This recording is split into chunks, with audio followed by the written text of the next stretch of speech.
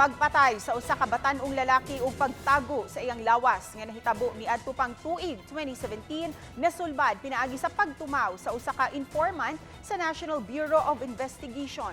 Ang detalye sa live report ni Nico Sereno. Nico? Yes, Sil, January 1, 2017 panahitabo kining maong krimen sa Lapu-Lapu City og human sa pipila ka tuig nahatagan na gyud og closure ang pamilya nga taud-taud sab nga nangita kung asa ang biktima. Kuha kini sa pag-exhume ni atong Nobyembre 2021 sa taga-NBI nining patayng lawas sa sitio Bunga, Barangay Agos, Lapu-Lapu City. Sa tagong lugar gilubong ang biktima sa pagpatay ni atong tuig 2017. Skeletal remains na ang nadiskubrihan apan giila sa iyang pamilya ang sanina niini. Mihimo pa ang NBI Medical Legal Officer og DNA examination ug nakumpirmar nga ang namatay si Richard Caravana Jr. taga-lungsod sa Cordova. Nasayran nga Enero 1, 2017 pa gipatay ang biktima, gidunggab ug gipuspusan og mga bato. Ang pamilya niini nagpakitabang sa NBI aron masulbad ang kaso.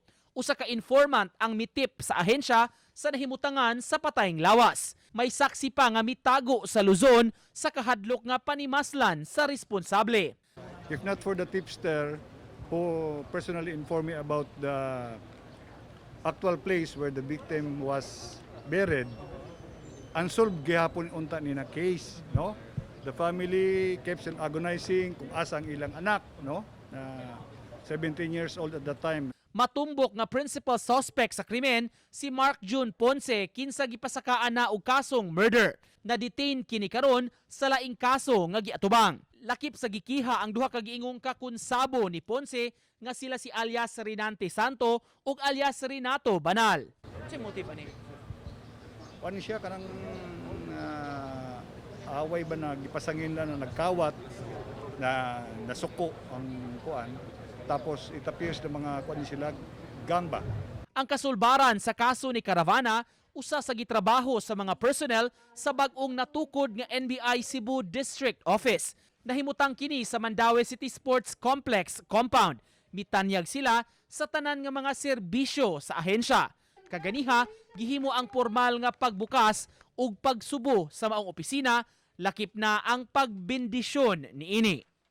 Ang services ani is not only investigative as well as forensic, cybercrime, medical legal, question document, kana nga services namo, technical services, polygraph examination.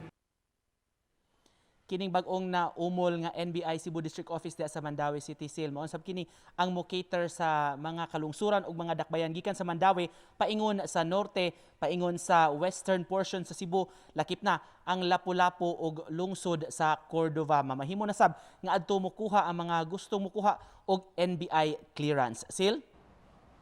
Daghang salamat, Nico Sereno.